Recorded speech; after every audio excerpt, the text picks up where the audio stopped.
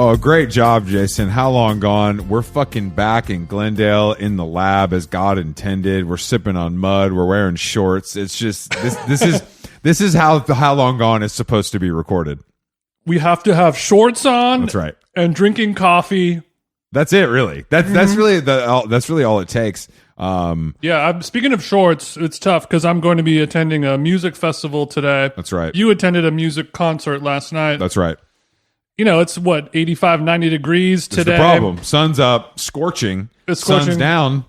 How do I get my Luke when it's so hot? I don't have a G unit tank body right now. I was actually thinking for you, because I know you like to flirt with kind of like outdoor clothing from time to time. Mm-hmm. What about just a classic zip off cargo? Zip off meaning you could turn them into shorts? That's right. So you go in shorts. You think I can just find those on a Sunday? You let Carolyn say, "Babe, can you put my half pants in your purse?" You know, and then you just kind of zip them on once the sun sets. We used to get those. My brother used to have those. They're called X pants, and he would get them from Structure, the store at the mall, right. Which I guess is sort of the men's limited. But it's strange that I've thought about Structure a lot, and their classic 6-button polo. Oh, sure. But like, how is that not made? It must be fully out of business or something for it not to make a comeback. Structure gone. It seems like it's just as primed as any of these other brands. Yeah, that was like, I guess like late 90s, early 2000s when like Brad Pitt was wearing Tom Ford and everything was shiny and weird. That was that prime spot where if you only had $30 for a shirt, Structure's there for you. But how does a 6-button polo work? It's too many buttons. That's how it works. So it's the same normal kind of quarter. Same placket, but just down to the titties instead of down to. So it's like the Agnes B hottie sweater. Exactly. It doesn't go all too many the way. Buttons. It didn't go all the way down. Yeah. But yeah, the Agnes B hottie sweater. The beauty of that is you can go up and down. So you're literally just covering titty. Like you got breastplate exposed. You got stomach exposed. I was doing that. It's kind of like finding the titty singularity. When I was in Sicily, and you get to a point where you kind of ration out your clothing, and you can only bring so many shirts. I can't fit 14. Of course, you can't large, tall shirts. You can't hand wash the J. Crew in those tiny sinks. It's tough. Well, I had an outdoor pool, but I don't know. Well, we don't. In Sicily, I don't know if that's salt water. The main pool was salt water, but my casita had its own small pool. Oh, a dipping station. It was a dipping station. Like your Raising Cane's nuggets. Like my Raising Cane's nugget situation, but the dipping station, it was more of just like a place where different mosquitoes could breed, and then different wasps could kind of slowly die. Okay. So it was more of a bug receptacle than a TJ washing wherever station. all the bugs in the area can gather into my little backyard. It's nice. It's nice to give people a place to gather. That's kind of like my neighborhood local as well. Yeah, and that's why we need to kind of support these small pools and small businesses for our local community. So you're saying in Sicily, because it's so hot that basically I had all these clothing items, and Yes. and we went to 3 different cities. Sorry, I'm still talking about this travel, but we had to talk to Bob Guccione Jr. and Smiley. Those 2 guys are always back to back on our schedule, so we didn't really get a fully a chance to unpack the trip. That's true. I have a lot to unpack today. I'll be quicker about it though, but you pack all these shirts and all these looks and blah blah blah, and you're trying to fit 2 weeks worth of clothing items as a 6'9" person into one carry-on bag. It's not possible. I don't envy you, Jason. So luckily it was 100 degrees every day. And when I say ever, I mean ever. And so you kind of just like left to do your best to ration out the clothing items, but eventually the last few days it's going to get a little touch and go. And I kind of hit the point a week out, like halfway through, like I'm just going to wear a white linen button-up shirt, nothing underneath it every single day. That's it. I love this for you. And every person walking around in Sicily was wearing the same thing. Like every man my age and older was sort of wearing a white linen shirt, partially see-through, partially not. Doesn't matter if you're fat, tall, skinny, tan, white, whatever it was, you're all wearing it, and it's just what works. And eventually the buttons kind of go from, maybe I'll do one extra button will get unbuttoned, maybe one from south of the equator gets unbuttoned.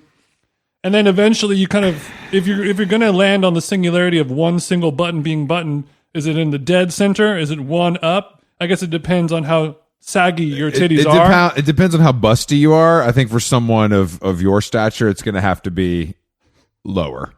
Gravity hasn't treated me well. Gravity has not been great to you, but also you're coming from a higher place than most of us, so gravity is your enemy if you really think about it. But I think that's a good look. I just don't think that I don't love when men show tummy. Personally, I don't show tummy. The only time you're going to see tummy in that look is if I'm like getting up out of a seat at the Arancina, of course, or whatever. What about when you're zipping around on your Vespa? I don't fit on a Vespa. Blowing open. I was so sad. I was very sad about Vespas when I was in Italy. Because, I've been sad about Vespas my whole life. As a young teen, when we were all mods versus rockers, every one of my friends had a sick vintage Vespa, and they would work on it, and they had to drive to like Downey to get a carburetor refueled or whatever. And I rode my friend's Vespa one time, which was like, all right, let me see what the biggest body one is. I want the 7 Series, I want the A8, I want the S500. And if I can't fit on that, then I can't fit on any Vespa. And I did one turn, and the handlebars hit my knee, so I wasn't able to complete the turn. And then I kind of like drove into a bush somewhere in Costa Mesa. I've also driven one Vespa in my life, and it also almost ended in a wreck. Not because of my size, because of my inability to shift properly. Oh, yeah. Shifting was not... I was also like blacked out. I had a feeling. I'm pretty sure I was on cocaine, which should have helped. But yeah, I mean, your look for tonight, it's tough because literally we dealt with this last night at the Killers at the beautiful bank. Honestly, the Bank of California Stadium where the soccer team plays is nice as fuck. Bank with a C, not a K. That's right. That's right. It's really nice. Bonk. But yeah, so, I mean, we started our night at what I like to refer to as the West Elm Mexico City pop-up, which is a restaurant called Damian that we've talked about a lot on this podcast. And I don't know why the logo looks like a fucking like Beats in Space like DJ thing. It's a very everything about it is so weird and bad except the food. Well, I mean, obviously that's all subjective. It's kind of like a brutalist CB2, and then you're right about the logo. It's sort of like a techno party in Brazil might use this logo. Yeah. But the food is fucking smacking. Okay, good. I mean, it's very rare when restaurants' aesthetics and branding all match with the quality of the food. It just quite often it feels very downtown LA, to me. Yeah. But the real issue I had. Actually, no. Did you have any like cockroaches or crickets or anything? No, but like the food was honestly really good. The only issue I had, and I do feel like TJ saying this, is that walked out of there at 300. You know what I mean for 2 people. I don't drink. Like, what are we doing here, guy? Like, what are we doing here? Cheap. You sound like a cheap ass. I thought West Elm was supposed to be affordable. The hell, bro? Tim, don't max out this microphone. I'm sorry, these particle board tables are sending me, bro. I have to turn you down. You're redlining. I'm redlining. No, but it was honestly good, but I was just like not in the mood for that vibe. And then the service. Who was in the mood for that vibe? I mean, the service and food was so good that it's like, all right, this is great. I don't want to ever come downtown again. I don't want to fight the Armenians in Yeezys with fucking Hermes bags for Bestia parking. You know what I mean? So it's like, it's just a little bit of a struggle. If a restaurant is going to be good food, bad branding, that's totally fine. I prefer that as long as the branding is bad because you didn't try. If the branding is bad because you tried really, really so hard that it turned bad, that's when it gets annoying. I mean, I appreciate the brutalist vibe versus like the millennial colorful vibe, which I feel like is still running rampant. Well, how would an ironic Comic Sans menu fit into that for you? Would that be at number 1 or would that be too ironic for you? I hate that. Okay. Papyrus font? It's going to come soon if it hasn't already. I mean, if I don't do it, I don't know who will. That's true. But we did make it to the Bank of California stadium, which is, it's just... The whole night was like... Okay, so you ate $300 worth of First of all, I want to talk about my parking costs yesterday alone. Because this is impressive. Like, I was trying to spend more to get over a line. Papa Black is going to let it spread. I was trying to break a personal record on spending. So we went to the Getty for the Cy Twombly show. Parking is $20. Okay. We hit which seems normal for totally the, fine. The Getty's a beautiful We property. we hit Damien. Valet is 10. You hit the tip for 5. That's 15. Okay. We hit the show. So we're at 35. 35. We hit the show. $50. Parking is $50. $50 at a obviously an unverified lot, but I can't. Okay. I can't be bothered to. So 50 would be some quote unquote priority placement parking. Priority placement, but it's like a privately owned parking lot, and a business owner is just making an extra 5 bands that night. Yes. But I was upset because when I get out of the car and I pay 50, I'm like, this is worth every penny, baby. And they're like, yeah, you go 2 blocks up, it's 80. I was like, God damn it! I wish I would have gone 2 blocks up. I could have gotten over $100 in one day in parking. Oh, so unfortunately, I did come in at 80. Okay, but there's always next year. You know what I mean? Jesus, bro. So this was $50 for parking, and it wasn't even that great of a spot. It was a great spot because it was close enough where you didn't get totally fucked traffic wise. Okay, how much did you spend on alcohol as a sober person last night? None. More. I mean, at Damien?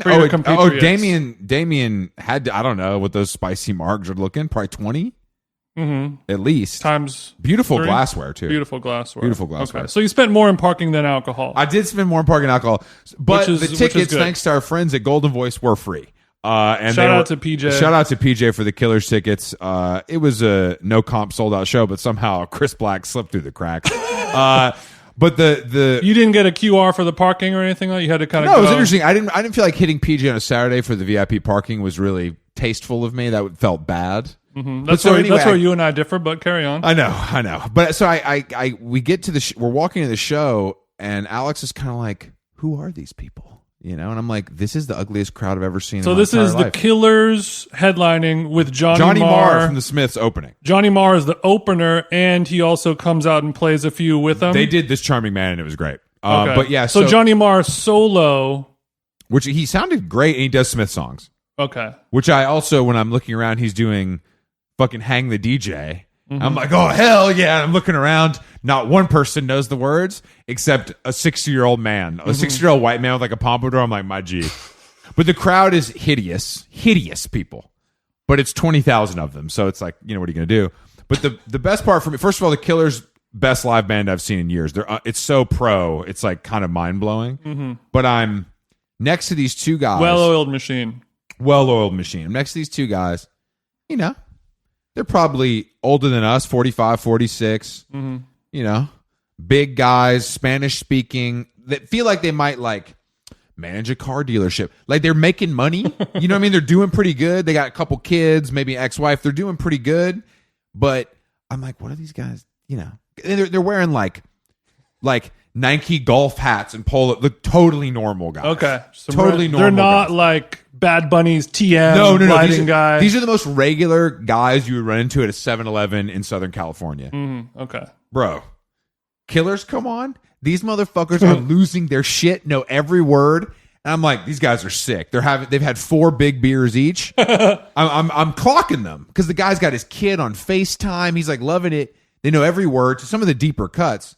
Bro, This Charming Man comes on. These motherfuckers know all the words to This Charming Man. Now I'm like, all right, these are my guys. Okay, did at any point, did these two fellas, when they weren't FaceTiming their children, did it seem like they may have had a vibe going on where they're never going to touch tips? Yeah, I thought about this. But the music of the Killers sort of brings something playful out in them when they're together. What is interesting about this, and something I'm thinking about as a bigger theory, is I think that they're treating it like sports. I'm going to go get another Tall Boy 805 for Yeah. 1950. Yeah. You want one too, bro? Exactly. And there's a lot of like touchdown scoring vibes when their favorite songs come on. Okay. So up top, Like around the back, you know what I'm saying? Like pat on the back. But it's all very masculine and positive and like happy. okay. Whereas the feminine version of this, no shade, is the favorite song comes on, the iPad comes out, and then the flash comes on, and we're now filming the concert. Interesting you bring that up, Jason. Let me and so in front of us, because we're in some sort of, that's the other thing. These guys probably didn't pay for their tickets. That's what I was trying to figure out, because we were in like a section that was all comps. You were in industry section. We were in the industry section. So these two elderly people in front of us are there with their daughter who's wearing an ugly hat. The mom and daughter are wearing matching ugly hats. Okay. And the dad, and then there's a guy with them, and the dad looks back, like just kind of starts talking to me. Mm-hmm. You know, I'm like, God damn it, come on, dude. And he's like, I'm so proud of my son-in-law, and I'm like, oh yeah, like just that's what he says to me. No, it's out of context. Out of context. Non sequitur. He said, yeah, I'm really proud of my. Oh, I'm like, oh, that's good. You want a medal, old timer? Yeah. I'm like, what the fuck? Keep it pushing. He's like, give me 1 second. He starts scrolling through his fucking Samsung, getting carpal tunnel. How big was the font? Big. Looking for a picture. This shit, you can see this shit from Mars. He's looking for a picture, and he shows me his phone, and it's like a cover of like a not Modern Drummer, like a lesser drumming focused publication. The number 7 drummer magazine. Yes, exactly. In the Western Hemisphere. And the cover is Ronnie Vannucci from The Killers, and his son-in-law who's sitting in front of me. And I'm like, oh, that's great. What is he? I'm like, I don't recognize this motherfucker. He's a drummer. I'm like, what is so he's famous enough to be on the cover of a drumming magazine, but also he's a drummer, so you probably don't know who he is. He proceeds to tell me that his son-in-law used to be in Bad Religion, is now in Avenged Sevenfold. And I am stunned. How old is this guy looking? Older than us, but not that old. But he also, like, doesn't Avenged Sevenfold, don't they look like idiots? Yeah. Well, I went to high school and middle school with them. Of course you did. And they were sort of like when we were all straight edge hardcore bros, we were like into Earth Crisis and whatever, Gorilla Biscuits and badass cool music. And they were like metal dudes that sort of transitioned into hardcore. So there's a lot of like sort of dorky hardcore metal-y bands like Hatebreed, for example, or something like that. I wouldn't go that far, but yeah, continue. Dorkiest band alive. Sorry, guys. But those types of situations where it's a little metal-y, whatever, and they rode that line, and we never really looked at them with cool eyes. And then they became a band that sold out Dodger Stadium while 18 Visions and everyone else. 18 Visions, look, the haircut reaction. and color is 200 in Huntington, but he does a great blue. Great blue. If you want just the bangs, it's a brilliant azure. It's a brilliant azure. But but this guy looked really normal, clearly, because he's like a hired, maybe not hired gun, but like after the fact edition. And they're like a year or two younger than I was, so they were kind of looked down in a lot of ways. But then they blew up. The drummer, my brother and I were friends with when we were like 5 years old. Like my brother and the original drummer of Avenged Sevenfold were in kindergarten together and shit. We'd play together. Then they blew up, became a huge band, and then he killed himself. And then the guy who sat in front of you must have replaced him. The dark tales of Huntington Beach, bro. It's like this every day. I know it is. There's a cloud over Huntington. I thought you came up out of the mud, bitch. My mud is salty. But the Killers. Just one quick anecdote about the professionalism, because it really impressed me. Is there's some sort of... You love professionalism. I really do. Song 3... It's better than the songs. Song 3, these guys are in the motherfucking pocket. Like, it's absolutely going. People are losing their fucking minds. And Brandon Flowers stops. He's like, stop. He's like, we got to get this guy out of here. And he's pointing at some guy in the crowd, and he's like, this guy's on acid or something. Get this guy the fuck out of here. Like, totally breaks character and, like, does this thing. He's like... Then he literally stops for 1 second. He's like, verse 1, boom, they kick back in. I don't even think there was a count off. I was like, this is fucking wild, man. So there's 15 musicians on stage, it's like a full band. It makes you wonder either it's a combination of they're just that tight. Number 2, he probably does this a lot. Or maybe it leads me to believe that he's like, see this guy here? He doesn't look a thing like Jesus. Let's get him out of here. Do not do that. That's good. I think that it's more of the sad reality that musicians are so scared in a post-Travis Scott society for anything to go wrong and for them to be pinned for it. Like, can you imagine what the Mormons would do if somebody died on Flowers Watch? He ain't making it to heaven, bro. Nobody dies on Flowers Watch. Exactly. He'll see to it. Exactly. Because that happened at Snail Mail. We heard a story. We heard a story about that happening at like Pharrell's festival. It's just like, that's the thing now, is like, if anything, we now have to pretend like we care about our fans. Exactly. It's like, oh, this dumbass came in here and overdosed, and that's my fucking problem. Like, okay, I guess that's where we're at. Yeah, it's tough to have that attitude at scale when you're playing the 100-person house show and like you see someone's kid sister like get kicked in the face and someone's like, "Oh, stop the show. We got to, help that person." But a soccer stadium, yeah, dude. It's like, you're not my brothers, you're not my family anymore that I have to watch over. Yeah. You're people that I don't even like. You're literally people I'd much rather spit in the eye. You bought a bootleg t-shirt outside, you didn't even buy my real merch. Like, I can't protect you anymore. I will take your money, of course. Of course. But yeah, it was an overall great experience, and I'm very glad I went. So I'm going to be going to a concert event tonight in Pasadena, This Ain't No Picnic, featuring The Strokes. Someone referred to it today as the Geriatric Millennial Festival, which I thought that's what you played. So I'm a little confused, but maybe there's just two versions now. Well, there's Millennial and there's Geriatric Millennial. I think this one is more Millennial, and the one that the Indie Sleaze Revival one was more geriatric, like on the tail end of it. So Phoebe and the Strokes. But there's like a zillion DJs and Fortet and Floating Points and all that shit. You're not going early to hit the moon rocks and experience Fortet in 90-degree sun? I might, yeah. And I think Carolyn wants to see Polachek, who plays around 7 or so. You know what? I don't want to see Polachek at the fest. I'm all set. I like those songs quite a lot, but I'd want to see her at like Webster Hall. I don't want to see her. I don't think it's going to work. But I mean, I appreciate. I'll send her a DM. Maybe she has time to pull out. No. I mean, she's getting paid. I'm happy for her. I don't think it's going to work. Yeah. I know. I mean, but I'm glad that we're both experiencing live music. Unfortunately, I did have to experience mine sober, surrounded by uglies, and you're going to get to experience yours. I got these moon rocks have been burning a hole in my You're pocket. You're going to experience yours on moon rocks around a different kind of uglies. So it's nice for everybody. Friends of the show, if I see you tonight somewhere near a Floating Points mosh pit. No, I didn't. You didn't see me.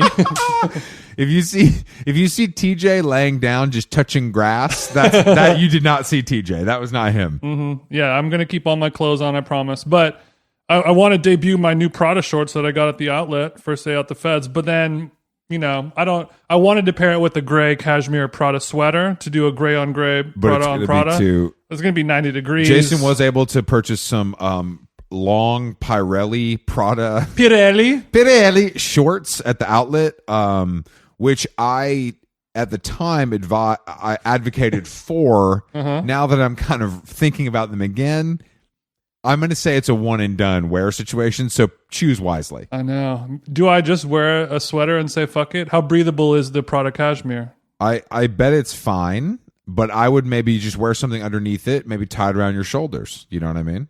Oh, fuck. Not to give you an advanced move here. I know it's a Sunday, but I believe in you. Is it a white tee underneath it, or is it a white tee man repeller tank top? No. You're not wearing a no beady. No beater. No beatail? No. I would say that it's not hot enough for that. I think I've sort of expelled the wife beater out of my system while I was on the trip. We've talked about it many times in this program, but you were pulling it off. And I damn. No one hates to give you credit more than me, but thank you for that. No problem. I'm sad that we are both going to concert events this weekend, separate ones. But the biggest pain of all is that we're missing the real concert that we should have gone to, Chris Brown and Lil Baby. I don't care about Lil Baby. All of his songs sound fine and they're the same. I saw him live at Coachella. I tried to whatever. I was kind of impressed with his live set because it was like a little more like done than I thought it would be. It was pro, very pro. I don't get it, dude. I was literally listening to the It's Lit Apple Music playlist yesterday. And I was like, just because I like to check out new music from time to time. Left sets. But I was literally like, bro, this guy's got no songs. He's great on features. Yeah. But yeah, I mean, like I said, when he was playing Coachella, I was watching and like, it sounds good. Like he's very talented and yeah, it's all the cadence is nice. The stage, the lighting, all that stuff is there, but it doesn't have that. It doesn't have that. The streets love him. There's a lot of cum, but there's no sperm in it. You know what I mean? Okay, that's gross. I think that We should have gone. Like, we should have just bought tickets. Like, I should have bought us tickets and we should have gone because it'd be funny. I know. And we probably could have got tickets for that one for free easier. Yeah, I mean, they're probably $25. Like, literally, or maybe $50. Like, I guarantee you Killers tickets are more expensive. If you spend $99 on Fashion Nova, you get 2 free. But the Chris Brown meet and greet, I would have paid $1,000 out of my own pocket to get the flick of you and Chris Brown at the meet and greet when it's all fat white chicks and then TJ at the end of the line. Okay, so Chris Brown charges roughly $1,000 for an intimate meet and greet. I believe so. This has been like a thing that I've seen on like academics and Shade Room and shit. Is that he was getting all this flack for it, and he's like, "What? Like, people are paying. Fuck y'all. I'm leaving People are money on paying the for table." It is interesting because like the fan meet and greet with R&B leaning performers is so prevalent compared to hip hop leaning or rock and roll leaning. Like, I've been to so many shows that had zero meet and greet element, but every time it's been like an R&B kind of flavor, and Erykah Badu and Ashanti, That's because it's music that a is Genuine or music Chris that is Breezy. deeply sexual. So the deeply sexual part is like, I need to get so close to you that I could smell your coochie, or you could smell my coochie, Exactly. as it were. I mean, yes, I think. And I'm going to give you, Chris Brown, $1,000. But Chris Brown also will like just grab your ass, and then you love that. Right. Like, you love that even Like, more. I want you to not only take a photo with me, pull a titty out, do kind of what you will. Well, he's doing a lot of complaining online. Okay. That he doesn't get the respect he deserves from like the Academy and shit, but he sells out every show.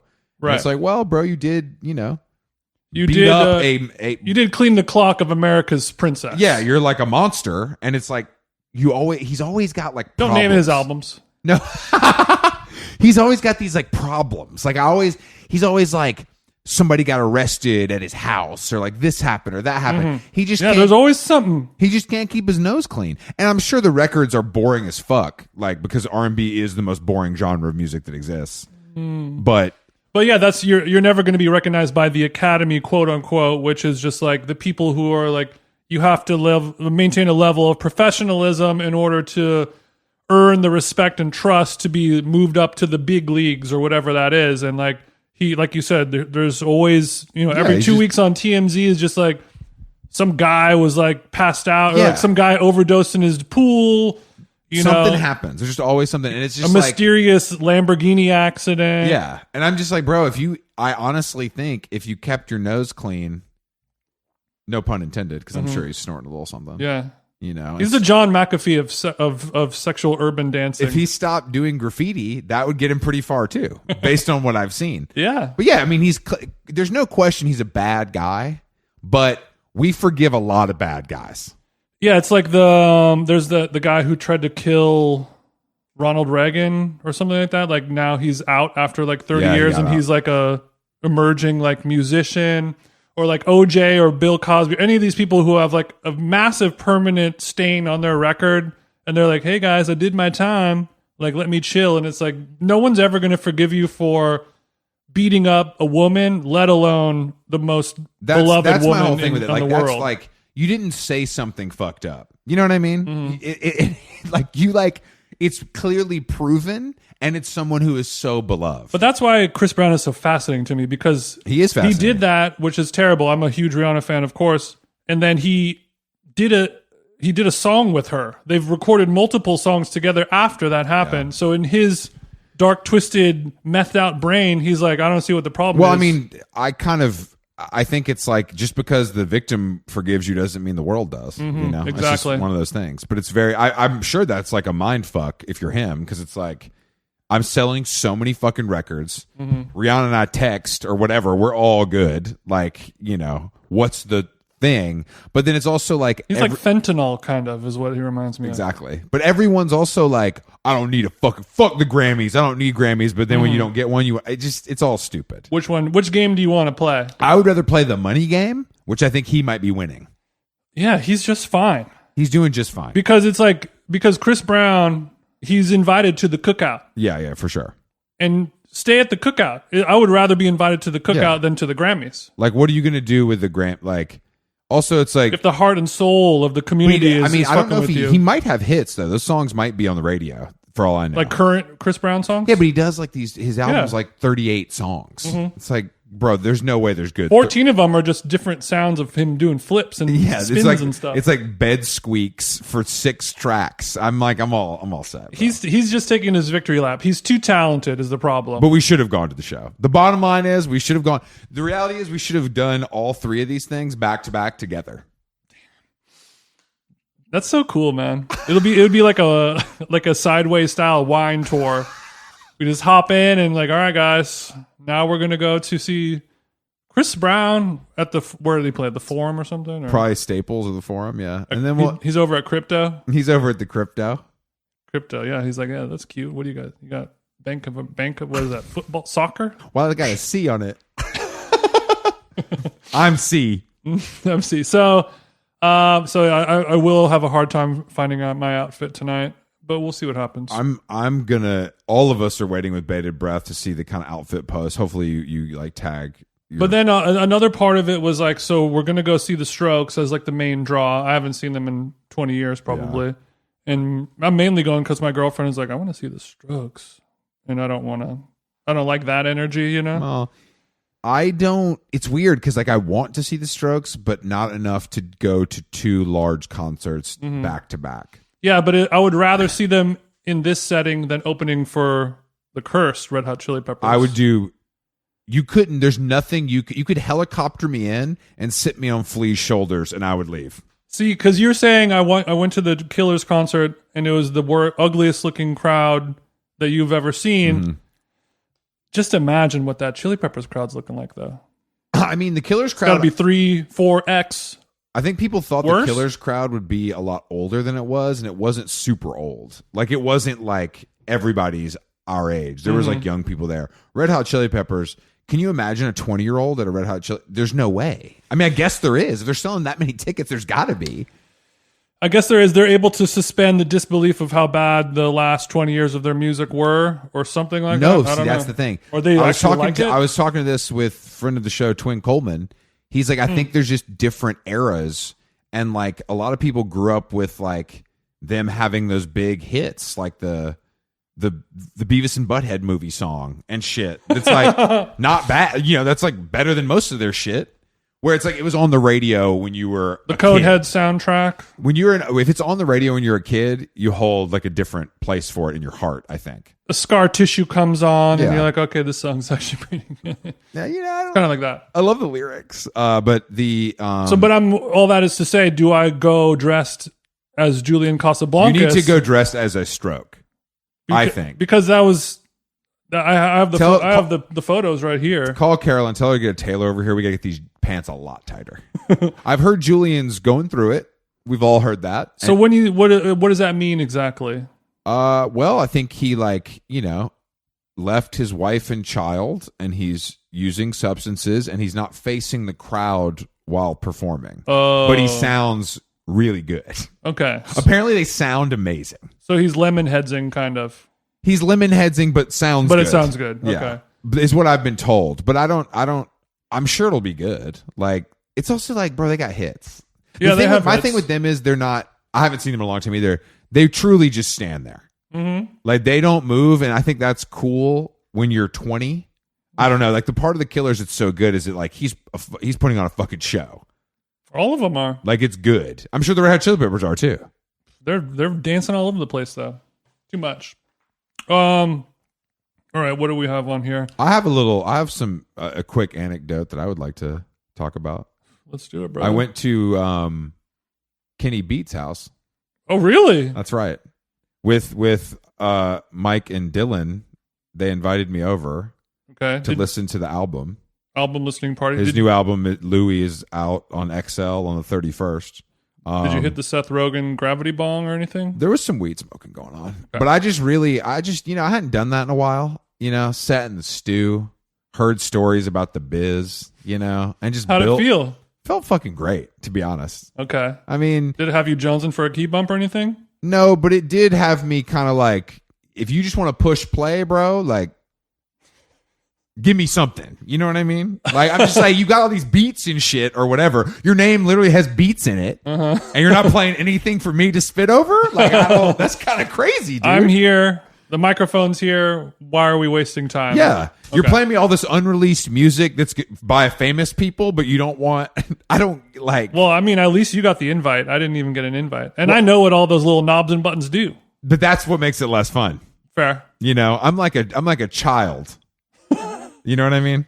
Yeah. Like let's play music for this, like, you know, not like Down syndrome or something, but like just see how the music moves that. He saw my body moving in ways that he didn't expect. But yeah, it was also, I hadn't been in that environment where different frequency, where there's like that excitement when like your record, the record's very cool. Like the whole story is really cool. The music is good, but just like I walk into this house, you know, it's like a new nice house with the pool. It's got the gear everywhere. There's like 6 guys on laptops smoking weed with Rolexes on.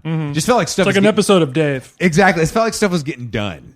Oh, really? Yeah, it felt like which is odd for an environment filled with 100%. It felt like these guys were good. There was a guy drawing on an iPad, and I'm like, I look over, I'm like, damn, this is good. What the fuck is this guy doing? And he's like, looks up from his iPad. He's like, what? I'm like, bro, what's your job here? Are you the fucking like court stenographer for Kenny Beats? Like, you gotta. I'm like, what's going on? I just like mainly run his iPhone case, vertical. But he did tell me one great story about trying to get like samples cleared for the album. He's like, yeah. Damn, like Kenny wants to come on the pod again so bad. It's like this outsider musician that I found, and like the record's out of print, and then we had to mail him the stuff, and then we went to go find him and blah blah blah. Oof. And he was like, it was down to the fucking wire. It was like, bro, you're gonna have to change this shit like today because it's not gonna happen.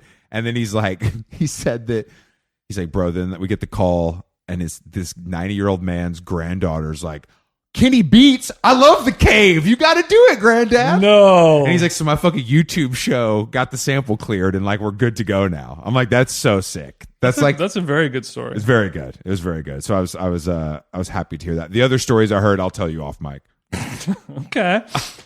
There was a dog walking accident that happened in front of my house. I feel like I got to tell it.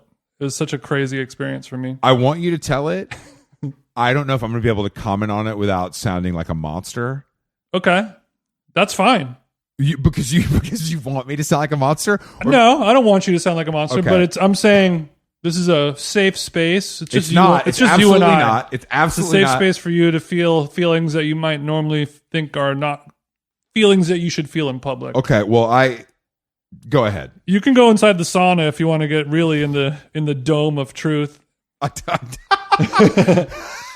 So we're walking our dogs a couple days ago in the morning, about 8 a.m. or so. We come back to the house. We're about to walk inside the door, and then across the street there's a couple walking a dog. It's a big German Shepherd, and it kind of has, you know, when you see a dog that might have like a tactical vest energy on it. This is a couple and dog that you are familiar with from the neighborhood. I've seen them around before, yeah. We're not bros. I don't know their name. I don't know where their house is, but I've seen them around enough to be like, hey, what's up? Is it a Blue Lives Matter vibe? I don't think it was. I don't think it was a Blue Lives Matter interesting. Vibe. It could be touching. Is it a Let's Go Brandon vibe? I don't know. I mean, after taking a look at the stickers on the Nalgene, nothing was leaning red. Let's go through the stickers on the Nalgene. I really hope this person doesn't know who I am and is listening to us right now. Look, if you put stickers on your Nalgene, that's on you, Chief. You're telling the world. Yeah, exactly. All right. So stickers on the Nalgene. The first one. Let me see it. It's a pink bored ape. Okay, we've got a pink bored ape, and there's nothing really else identifiable except this middle finger. Oh, it's a video, not a picture. Oh. We're pressing play, guys. Burn fat, not oil. NASA, Billionaire Boys Club, American Bicycle Company. This is twisted. A couple of them are logos of S&M Bikes, which is a BMX company from Orange County. So you're thinking this is just a kind of a classic Southern Cali bro? I think it's just like a regular bro. I mean, the burn fat, not oil sticker. That leans Bernie. That leans a little Bernie. The only real downside, I guess, is the pink bored ape, but everything else, it's like, hey man, I'm into the Billionaire Boys Club and BMX. That's pretty cool. But I mean, like they're dogs, Billionaire Boys Club, and BMX. It's bro. They're nice people, just like good, normal, great people. I'm sure. No shade to them whatsoever. But they're walking the dog, and the dog is like, it's one of those dogs that's very well trained, where the owners seem to have like a military style training with it, where the dog will like sit and heel right beside the master. Not the relationship you have with your dogs. Not the relationship I have with dogs. Like they can do all those tricks where they'll make the dog sit and they'll run 100 yards away, and the dog will just sit there frozen, and then they'll like yell something in German, and then the dog will just sprint to the owner and stop. Like very well trained. So they're walking the dog with no leash. You see it around every once in a while. I just want to point out that is illegal and rude to homeowners and other dog owners. It is currently illegal, I believe. And yes. I'm not a big law-abiding guy, but when it comes to dogs... So it's like a Wednesday morning, and I live close to a school, great school district. And there's kids walking around with backpacks that are too big, minivans, Teslas, dropping them off all over the place. Traffic, the streets are abuzz with activity. And then the dog across the street sees our dogs, and the tail starts wagging. And the owner's like, stay. And the dog stays. And then we're like, okay, see you later. And we start walking back up to the house. And then we hear some yelling, screaming, human fright being yelled out into the world. And we turn around, and we basically just see a minivan and this dog just like get into a collision. The dog immediately bolts, starts running like 70 miles an hour. Which means the dog is fine. Immediately you know he's fine. Well, the dog is not going to die probably if it can run. It could be on pure adrenaline with a broken leg or whatever. That's for fine. All we know. But fine. The thing was hauling ass out of there. So you know that what part breaks is good. Legs, Jason? Humans. Something to think about. So just that we're just like traumatized, and then we it's just like it was just so weird. Like the woman driving the car pulled over, and she was like asking us like, "Hey, that wasn't my fault, right? You saw that?" And was trying to like film us with her phone secretly to be like, "That wasn't my fault, right?" And I was like, "Look, bro, I'm not gonna say anything on camera." Where were the owners? They were freaking out, and the guy ran to go find the dog. And did this fucking bored ape yacht club cry? He left. That's because he didn't want you to see him cry because he's a bitch. He's not a bitch. If my dog got hit by a car, I would probably cry at some point. But at the time, that's crazy. I would keep a level head and fix it. Practical TJ. I wouldn't be hysterical. No, of course. So, I mean, the whole point of it is just don't walk your dog without a leash. Just don't own a dog. Don't own a dog is the real one. You know the way to not suffer tragedy? Don't own a dog. Don't own a dog. If you never own a dog, when it dies, you won't have a problem. Well, sometimes we need that dog to teach us about tragedy. Some of us have had a Bro, I've seen Clifford the movie. I didn't learn shit. But it was making me think of, I always have food on the brain, but it's like when you go to a restaurant and the server decides to memorize the order and not write it down. The writing it down is the leash, and no one's like the... Wow. So are you high, bro? No, I thought about this when I was not high. At a different time. I thought about this at a different time. But like when you raw dog an entire, 8 tops order of drinks, apps, and mains, and you successfully pull it off without a single fuck up, everyone's like, okay. Yeah, it's not that impressive. No, nobody's like, holy fuck, 200% tip. Yeah. You fucking did it again, bro. That was sick.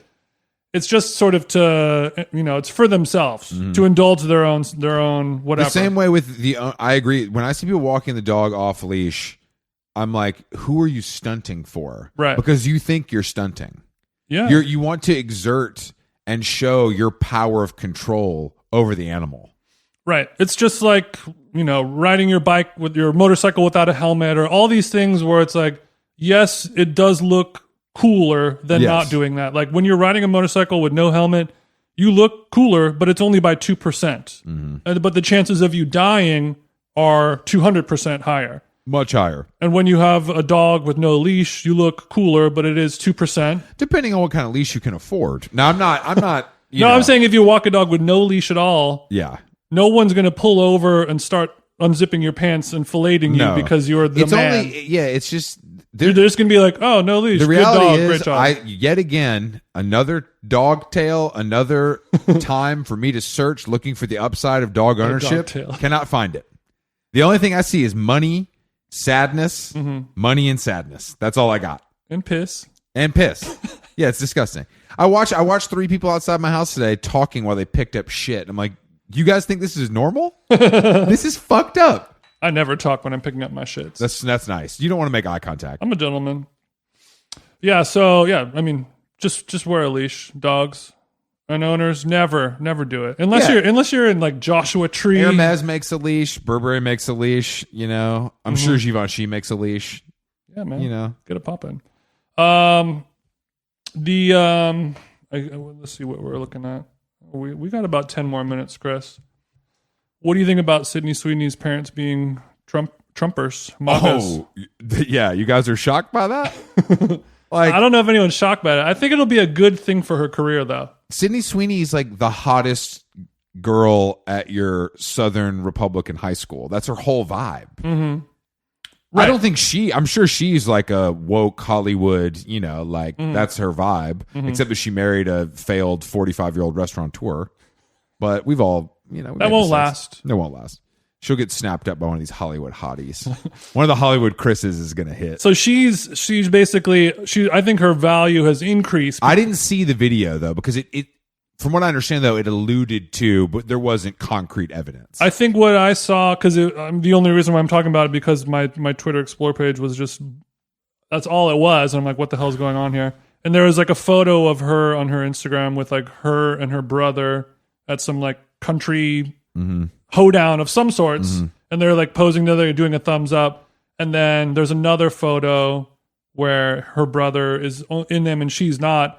And everyone in the family and around are wearing red MAGA hats. Oh, okay, so, that's not great. Okay, so it's that's kind of like okay. her photo. She it may have been purely accidental or a coincidence that this happened, but her photo had no MAGA hats in the background. How are people so stupid? It's like during COVID when the Kardashians would go on vacation and post pictures of it. It's like you just don't have to do this. You just don't have to do this. You're at the height of your fame. You're absolutely, this is it. This is the biggest, this is probably the biggest you're ever going to be.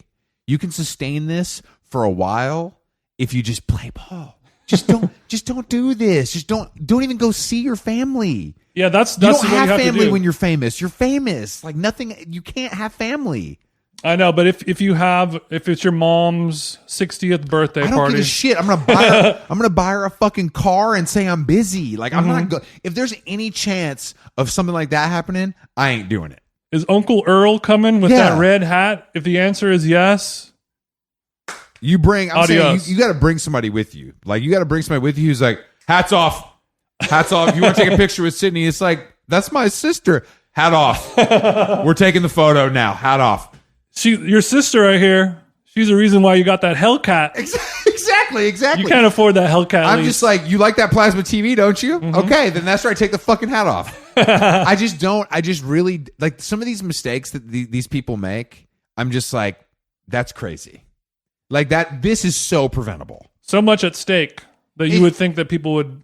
It's just like, well, it's also like Sydney Sweeney isn't Julia Roberts. She's not some established actress that has had this amazing career. It's like literally like it could go away. Yeah. This is the most famous you've ever been. This could go away tomorrow because you're not like, you were in one show and you're hot. There's not like, you haven't done enough. Right. For people to like really love you. You're on the right track. Yeah, for sure. Like everything's going well, but even more cause to be cautious. I'm just saying, if you're famous, get rid of your family. Yeah. No pets, no family. Saw what happened to Hunter Biden. That's not doing well. That's what I'm saying. Just get rid of your family. Like, I don't got any family. I'm surprised Trump didn't get rid of his family. He wish he could, but he wants to fuck his daughter, so he got to keep her around. But it's like you just gotta pay for everything, and don't talk. Just pay for everything. I don't think Sydney Sweeney's probably got that much bread. Is the reality, and I think her family might have some bread. Obviously, they're fiscal conservatives. Well, that reminds me, because when we had Fivio on and we had Smiley on, they both talked about, like, once they became famous, they had to, like, all their family members were hitting them up for money, you know, business loan. Yeah. Can you let me hold 10 real quick? Well, stuff like that. And obviously that's a universal thing for all families, not just families of rappers. I'm sure Sydney Sweeney has uncles and cousins who are hitting him up. Yeah. But like it seems like a different energy. Like there's just like, give me my money, I deserve it, and I'm gonna keep doing my shit. Something I was watching Selling the OC, the new Selling Sunset offshoot, and it's in my queue. Gio, who's this like clearly gay man who's married, and his mom were talking to the two So he's a real estate agent. Exactly. Got it. Two evil women characters, and one of them is like, they're saying that I'm fucking guys for listings, you know, and she's like, they don't know what I've been through. And her story's actually fucking crazy. She talks about how she's like, her mom was homeless, she grew up in this blah, blah, blah. But welcome to the OC. But I was just talking last night. I was talking about it, and I was just like, it's this weird thing that like it flips where like kids are supposed to support their parents, you know, especially if you have a lot more money. I'm like, well, you know what? No. I'm not your child. I'm your child no matter what. No matter how much money I have, and no matter how old I get, I'm still the child. Having a kid is not a retirement plan. That's what I'm saying. I'll put you in a home and pay for it. It's a money pit. But I ain't changing your bedpan. I don't give a fuck. And my parents they don't even want me around now. Like you ain't gonna do nothing but burn the toast. Yeah, they don't give a shit. Like, it's just crazy to me but you have a kid, the kid gets famous. Your first thought, I think it happens pretty often, unfortunately, is like, all right, where's mine? Time to cash in my chips. Yeah. My stock has vested. Yeah, I finally done it. And I understand, because the only point of having a child is for them to be famous. And I totally get that. And it's kind of like a model rock star actor, you know, kind of like the game with the 3 cups and the ping pong ball. Yes. It's just like, which one is it going to be? You know what I mean? In some cases, obviously. But we need to talk about Selling the OC. Okay. Because I think you might really relate to I this almost watched it last night. I chose to hit the bong and watch Crazy Rich Asians. Not a dry eye in the house, of course. Classic film. And I barely know any Asians, and I still love that movie. But the every time I watch it, a new Easter egg appears, you know? Like Chinatown this is the 20th Eyes Wide time. Shut. But the Selling the OC is just like, it seems like because I watched Selling Sunset season 1. I haven't been able to get in the mood to pull the trigger on season 2 just because I know too much. Selling the OC is about as good as it gets, because this is the thing that happens with the reality shows. Once they become popular and people become famous or rich, it's over. This show is like, you know, in it's what real way? estate, so I think a few of them are rich, but most of them aren't. Right. And they're like really wearing cheap ass clothes, like really trying. The only thing they've been able to pay for somehow is fake titties and lips. But the guys are the most interesting part. The guys are super hot, Okay. tatted up, Yeah. surfer. You know, like the guy drives the fucking vintage, you know, Land Rover with the surfboards on top. He's got the tats. His family's in real estate. He's married to actress Brittany Snow. So he's like a little bit. I can only imagine how dank his outdoor pizza oven is. Oh, bro, this guy's got hella water features in Laguna. But the whole thing is these guys low key religious.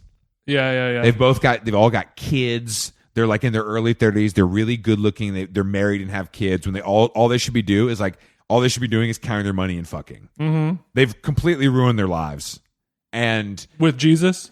with Jesus. I don't know this for a fact.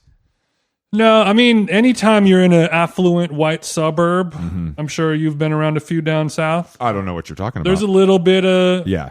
it's very subtle Jesus. I call it the Nashville disease, where it's like, why does this 25-year-old have 2 kids and he's a millionaire? And it's like, oh, he's a country songwriter, you know what I mean? But he's a follower. An affliction of the Christian virus that's taken a hold. I mean, it's one of America's worst. It's polio. It makes women form separate training groups. So, you know, just me and my 4 other, you know, my cousins and my aunts, and some of my white friends from work can all get together and we all just pay $10. And then the trainer can only train us, and we don't have to look at other different people. That's right. No, there's a little bit of that. That's literally what church is what you just described. So that's funny that you do that. It doesn't even require any booty bands. It's church, and then you can, of course, support Christian small business Lululemon with your. Of course, no. I donate as well as my cool down gear. I love to donate to Starbucks. Howard Schultz is a religious man, and that's something. So what I like to do is get my Starbucks and then hit Chick-fil-A they're right next to each other, so it's kind of easy for me after the service to kind of go by. Bing bang. Luckily on Wednesdays Chick-fil-A is open because they're closed on Sundays. But the show it's really really good because it's just,